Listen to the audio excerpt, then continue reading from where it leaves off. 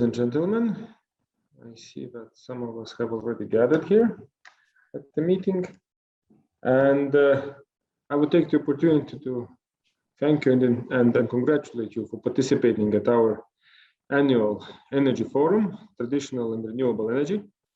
This is our 9th forum in a row, and this year, as you may know, we have changed the format of the event, moved over to the electronic field online, and this way we are able to truly reach out to the global audience and present you with the newest insights on issues of importance in the energy field, in the infrastructure field, and many other issues that are of interest for you today.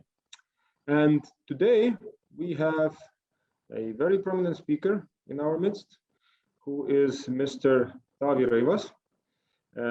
For those who are Estonian, he does not have to be presented. He's the very famous Prime Minister of Estonia, ex-Prime Minister of Estonia, probably the youngest Prime Minister in Estonia that has ever been, and probably one of the youngest, if not the youngest in the world.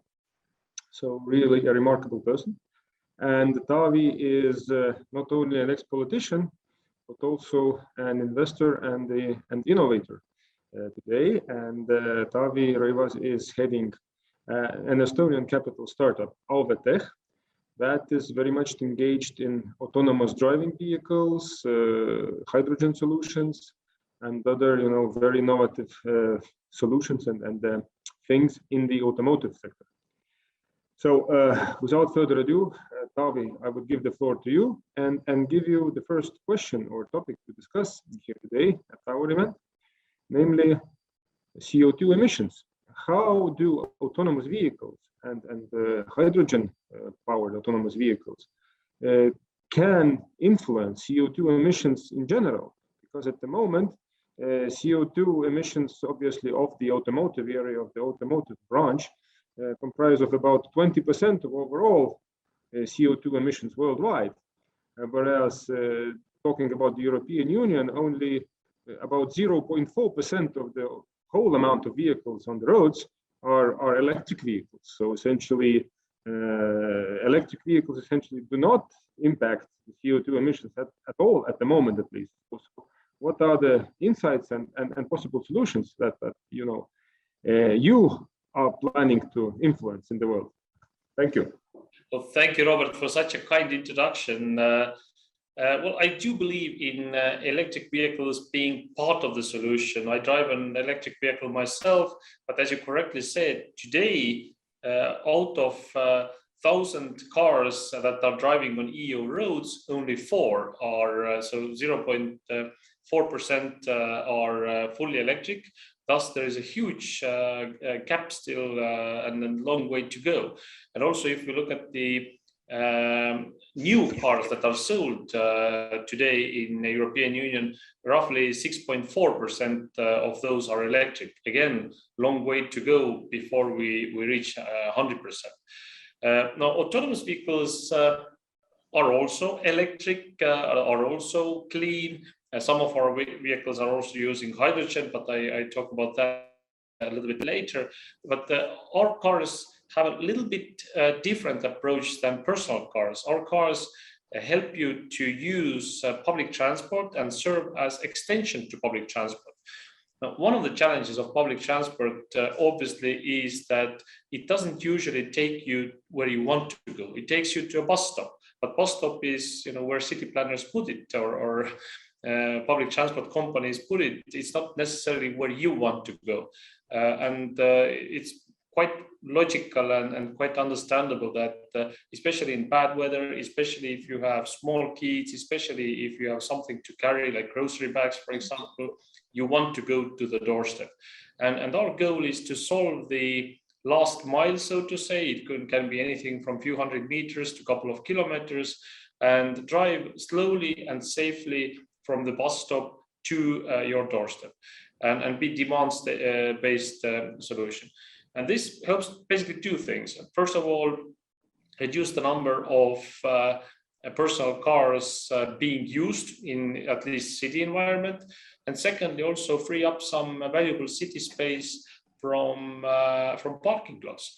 Estonia and Lithuania are quite rare in this case, that we still have plenty of city room, but already in Vilnius and Tallinn, you also see challenges when parking. We have probably too many areas that are built around cars, or cars have the kind of central role there, whereas it could easily be park or even building, whatever it is, to serve people more. But keeping in mind that we are still rare examples, because if you go to very large European cities, parking might be a nightmare, and I don't even talk about areas like Singapore or Manhattan, where parking is almost impossible. So that is the kind of niche of autonomy or autonomous driving that Auve Tech is exploring. And also this is in a way very good niche, because the legislation, this is the field that I am most familiar with due to my former roles. The legislation is giving us the opportunity to do it already today, fully legally. We have license plates of I think 4 or 5 European countries, not yet Lithuanian license plate, but we will come to that hopefully soon. And we are allowed to drive freely, autonomously on public roads. So it's not the technology of the future, it's there today.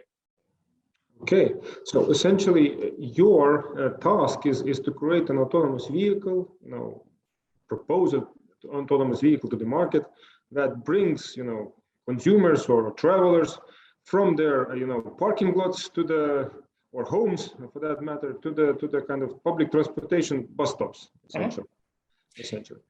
But I mean, obviously, I understand that, this is a very important, kind of, let's say, part of transportation, but the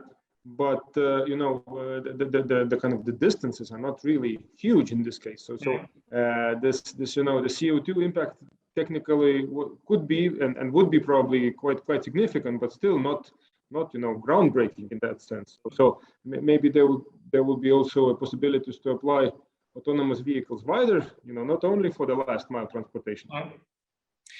Well, what I'm a little bit skeptic about is seeing autonomous vehicles driving 100 kilometers an hour from Vilnius to Kaunas or Tallinn to Tartu. Why? Because you and I am not ready to drive 100 kilometers an hour in a car that doesn't have a wheel, that doesn't have brake pedals, and decides for you. So it's a kind of mental thing. And if you and I am not ready because we haven't experienced it, and it seems very, very kind of big leap from the current situation to that, then the regulators are definitely not ready, because they don't want to risk allowing anything that is not tested enough. So that's why I believe that the last mile, but it can also be only mile in some cases. For example, zoo, for example, open air museum, we just won a public tender in Poland to serve cemeteries, actually very logical use case for autonomous transportation. Anywhere basically that you want to reduce the numbers of cars and also extend the public transport. And also, I mean, the distance that our car is taking might be only the last mile, but keep in mind that the idea is also to get you there with public transport. You might take the train or bus, so the miles from that you took with the train or bus are also to be counted in reducing CO2 emission. And further on, this summer we had a lot of images from Tallinn and probably also from other places where they measured the temperature of asphalt when it was very, very hot, and the temperature that was under trees in city space. And the illustration or the point was being made that if you have trees in the city environment, the overall temperature can be as much as like 20 degrees lower, because when it's asphalt, it can go as high as 50 or 60 degrees and generate additional heat to the city, where the city is already overheated, let's put it this way. So the point is also very important that instead of huge parking lots, we can have parks, houses, something more meaningful. And I do see that this can happen very soon. We have already for 2 years tested quite comprehensively in Ülemiste city, which is the largest business district in Tallinn, very close to the airport, very close to the future Rail Baltic station. We can actually very well explain why the parking can be taken out of the center of this area. And I think also the developers of Ülemiste city like the idea, because they like their area to be very innovative. Very good, very good. But obviously, we discussed about autonomous cars as such, as a means of transportation, and obviously I understand that this can not only facilitate faster and easier access to somewhere, but also lower the demand for cars in general. Because if you live in a city, you probably don't even need a car anymore at all. So that is indeed a very, very interesting solution. But let's talk about the power cell. Your cars are powered not by simple energy, but as I understand, you are developing hydrogen energy powered autonomous cars, vehicles. So tell us more about hydrogen energy, and maybe our viewers would like to hear also some basics about hydrogen energy. What it's all about. Okay. Well, first of all, just to comment what you said before, in a way, our cars are doing the same as other like micromobility devices like the scooters and so forth, taking you the last mile and making it more convenient to use public transport. But yes, you're correct to say that even though most of our cars are currently battery powered and getting electricity charged to their batteries, this July we launched the first ever autonomous hydrogen vehicle, which is autonomous, and main reason there is our calculation that if we get from 0.4% of the personal cars being electric to 100%, we need at least 250 times more. And I'm not sure if we can cope with the increase of demand for chargers.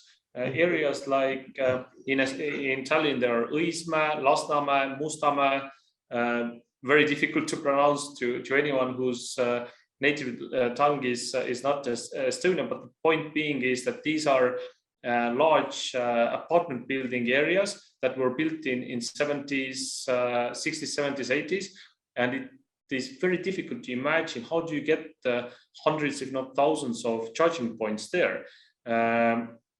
In a way, it's going to happen probably that there will be a lot more charging points and so forth, but we still need to explore alternatives. And also for autonomous cars, as you can see from the background, our car is has like quite large interior.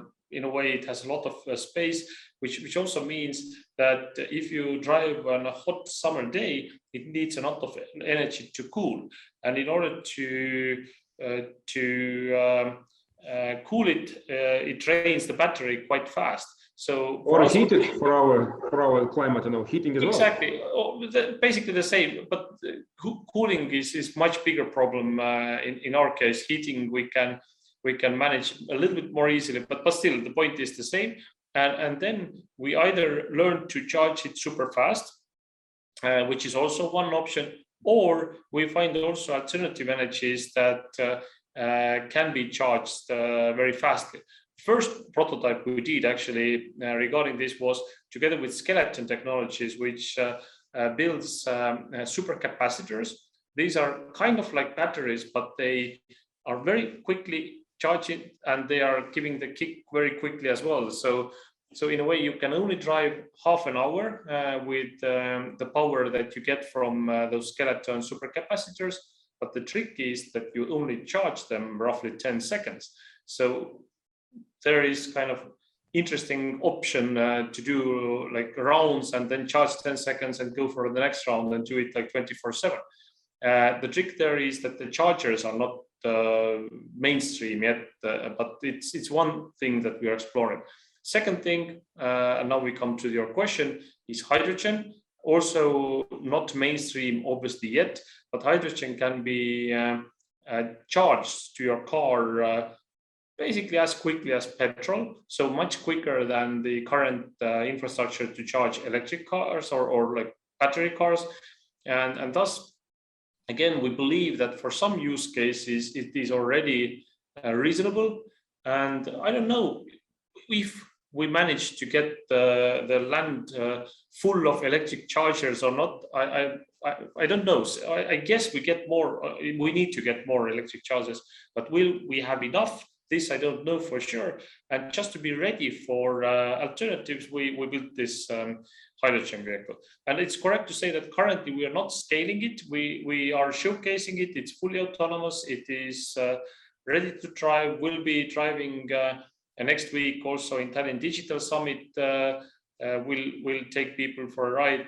But currently the cars that are operating internationally are still all powered by batteries, and this hydrogen option is in a way the innovation that we save for the future to be scaled, because we don't have the infrastructure to use it on a daily basis, to be very honest. So what are the main challenges, in fact, still to develop, this, let's say, hydrogen for automotive? Mm-hmm. Well, in terms of automotive, there are lots of things in the design that we have to think differently. One of the things, of course, is where to store the hydrogen, how to charge it, or how to fulfill it or fill it up. But also things like the temperature of the element. This is something that academic Enn Lust, who was behind the research team or the head of the research team that worked closely with us, he said that they created in the University of Tartu a hydrogen element that runs on much lower temperature than traditional elements. And his point was that this is much more suitable for vehicles that are moving.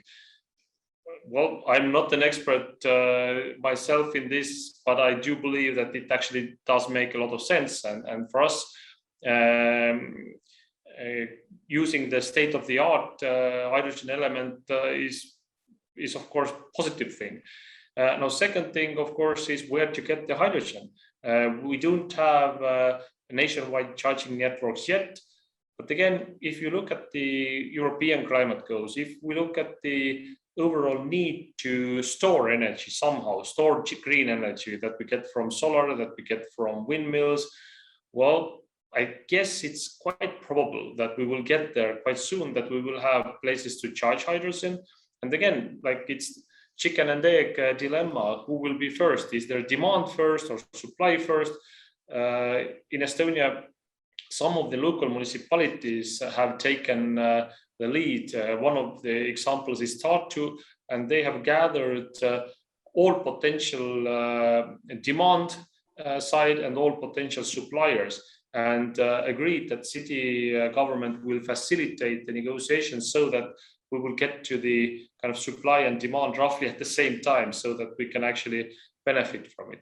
But yeah, to be honest, the main challenge now is that our hydrogen car, we only like on a daily basis, we charge it in front of the chemistry faculty of University of Tartu. That's where they make green hydrogen from solar. And also we have one mobile or remotely usable hydrogen station, but we don't have hydrogen available in Neste or Circle K yet. Once they come, I think that will make a huge difference, and we will probably see more traditional hydrogen vehicles on the market as well. And if not traditional vehicles like you and I drive, I think buses are definitely, the city buses included, are definitely one option where hydrogen can be used in the shorter run. Okay, so you mentioned that you also have projects in Poland. So which countries have you been working in so far? Well, just before COVID, we have had our first international projects. We operated on public roads in Finland, in Greece, very different projects. In Greece, we were basically doing, like playing a bus ourselves, like repeating whatever the big buses are doing, seeing how our bus acts in public transport. In Finland, the use case was actually more logical because our bus fits up to 8 people, but it's comfortable for, let's say, 4 or 5. So it's more like personal transportation for you and your family and small group of friends. And we worked together with the buses. So the bus took you to an area, and within the area there was a number of predetermined spots where you could go. And with this last mile shuttle, took you exactly to your doorstep. And now, as the COVID eased a little bit, again, in the beginning of this summer, we have started operations in several countries. One of our cars is currently being tested in Rotterdam labs. We have been in France, in Germany, and several other countries. We will be in Munich IAA fair since 6th of September. And the reason why we take our bus everywhere is that there is still a lot of companies who are in autonomous business, but who mainly have the prototype. But we have already working models, and it's easier to convince people that it actually works when you actually take the ride. I can show you a nice picture, but so could anyone. But we are among the very small group of companies who can also take you for a ride, and that makes a huge difference. And that's the way we convince also municipalities and the bus companies to work in partnership with us. Very interesting, remarkable, let's say experience and remarkable geographies already in such a short time. But you mentioned that you also encountered regulatory issues and kind of problems, maybe even you may call. So what were these? What were the biggest challenges in that area?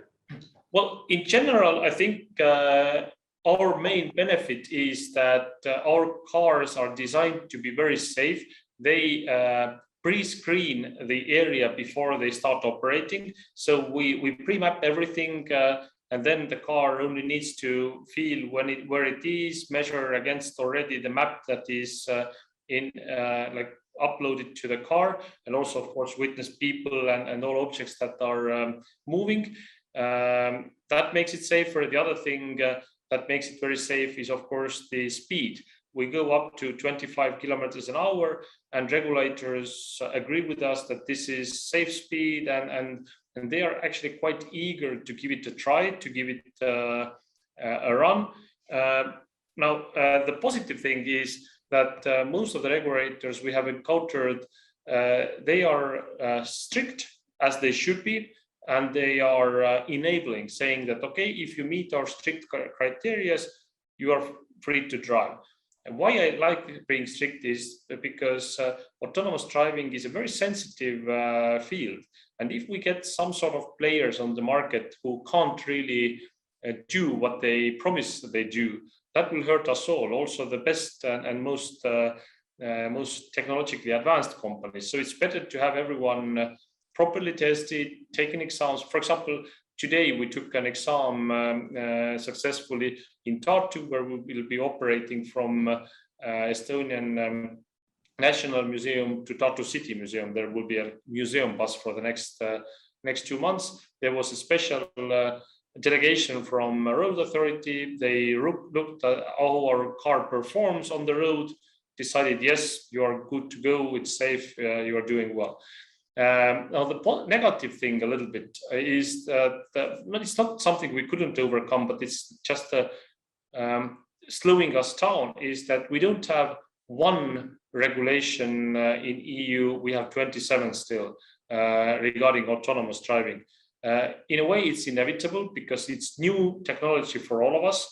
None of us really know the details where it will go in the future. So it's kind of logical that every country wants to experience it itself and not fully trust what the others have been doing.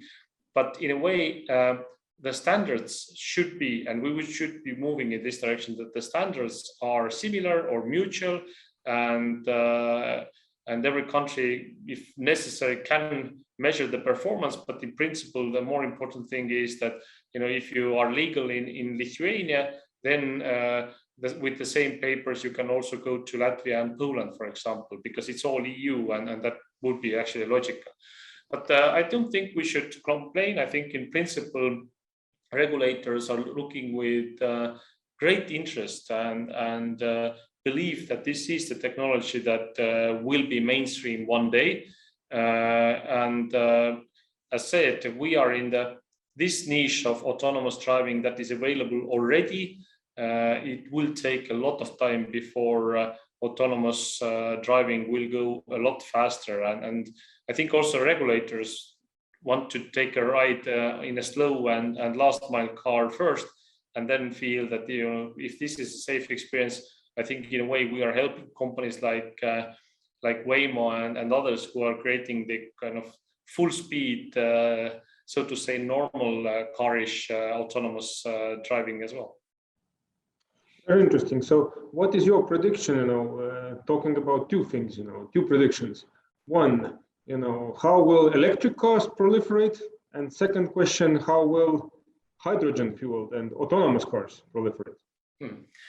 Well, I think every sign shows that the number of electric cars sold will increase year by year. We see it already because, if you look at the lineups of traditional car makers, they are increasing the electric range. They are decreasing very quickly the gasoline range. They are reducing also the size of the engines. Whereas big BMWs or Mercedes used to have 5-liter, 6-liter engines, the same power is now, first of all, partly electric, and it's down to, let's say, 3 liters. So some CO2 emission saving is already coming also from petrol engines being smaller.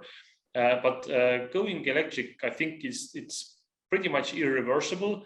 The question is, how many of those electric cars will be battery operated, and how many will use hydrogen as the source of energy? Honestly, I don't know what the balance will be. I think there are lots of variables still that need to be determined. But I think it's wise to actually push those things in parallel. I think that's pretty much what the European Commission is doing, what our governments are doing, and see what takes off better. And if we come to very serious limitations in, let's say, charging, for example, then probably hydrogen will increase its role. If battery-powered electric cars get their charging networks develop very fast, then hydrogen could develop slower. Our goal as a small and very dynamic company is to be flexible, and whatever the mainstream will be, we want to have our solution ready for that. And that's how small and hungry and rapidly growing tech companies, in my opinion, should think.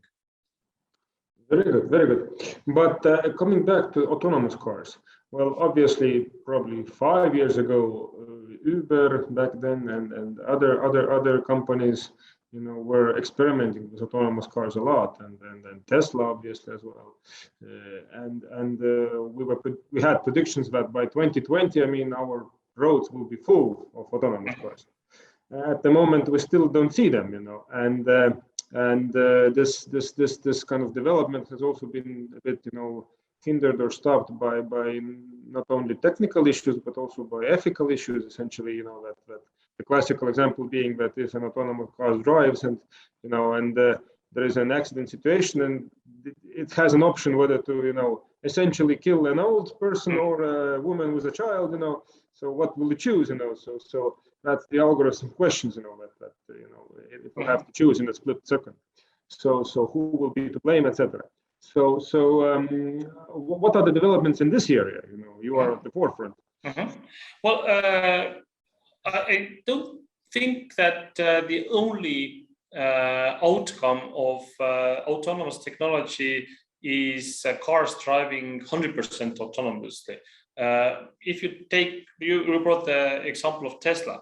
I drive a Tesla myself in everyday use, and the Tesla does a lot of autonomous driving without me even thinking about it. If I forget to brake or if somebody brakes very suddenly, the car brakes for me or at least warns me, or also the line keeping assistance, of course, adaptive cruise control. These kind of things are all, in a way, autonomous driving features that help us in everyday life and hopefully make the traffic, not hopefully, but quite probably make the traffic already safer. So in a way, what Tesla is doing and which fully could be in use perhaps in 10 years or 20 years or even further, some of it is usable already now. And that's, I think, only positive. As said, I'm skeptical of fully autonomous cars driving 100 kilometers an hour, exactly because the reason that if you crash in 100 kilometers an hour, the results will be fatal. And this is very, very dangerous. Whereas when you drive in very low speeds to the last mile driving, you can program the car just to avoid a crash at any cost, and you can brake very rapidly without hurting people inside or outside if necessary. So the lidars and cameras and the technology that combines their vision is already today good enough to absolutely minimize any potential impact. And even if there is some sort of impact, it will be still at very low speed. But as said, it is still highly unlikely to have this situation. So that's why I believe that the different niches of autonomous driving will develop in different speed.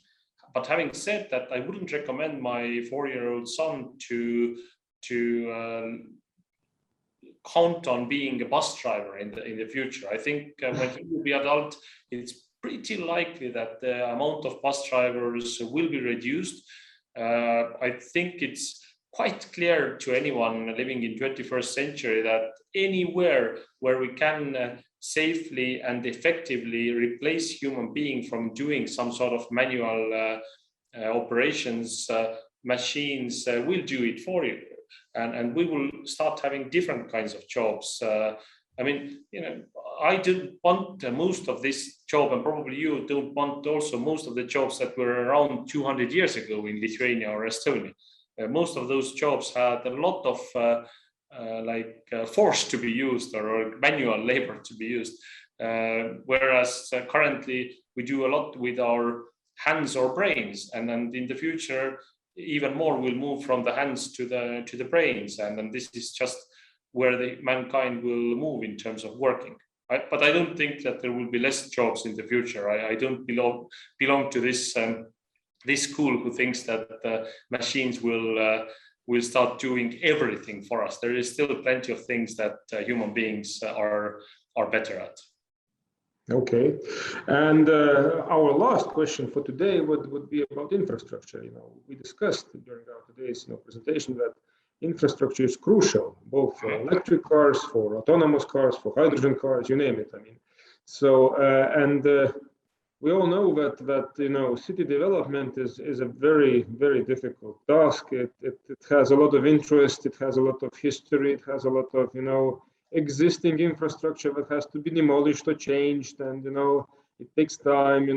Regulatory and other issues are really, really tough.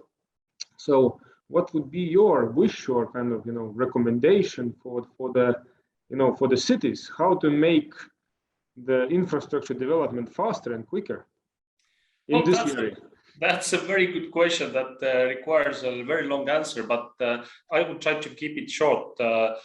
In a way, we don't need special roads. In the 60s, where it was thought by General Motors and other large companies how to go autonomous, they explored with special roads having special sensors. This is no longer needed. We can drive on asphalt, on gravel, on snow. Doesn't matter. We can cope with all of that, and the technology is there. What needs to be there, of course, is a charging network, be it battery charging, be it hydrogen charging. What needs to be there is how you think of planning the cities. for our car, the biggest problem in everyday life is cars parking illegally or parking like, just slightly out of their area and keeping the streets so narrow that it's difficult to overtake. These kind of problems, but they are quite practical, and I mean, it's possible to work on. The only real infrastructure that I think could make autonomous much faster and much better working, and this is something that we can put or kind of merge to the current infrastructure already, is perhaps LiDAR sensors on some of the busiest crossroads. For example, if there's a crossroad where you are coming with autonomous car and you don't have the right to go ahead, or you just need to give way, then if you have the sensor on the main road that has the right to go first, and you see that nobody is coming from either side, it gives you the possibility to drive smoothly without stopping and looking on either side. Small thing, but could make a lot of difference. And also what we are experiencing already, or experimenting with already, is infrastructure which is visible in many American movies, where the bad guys hack to city light system.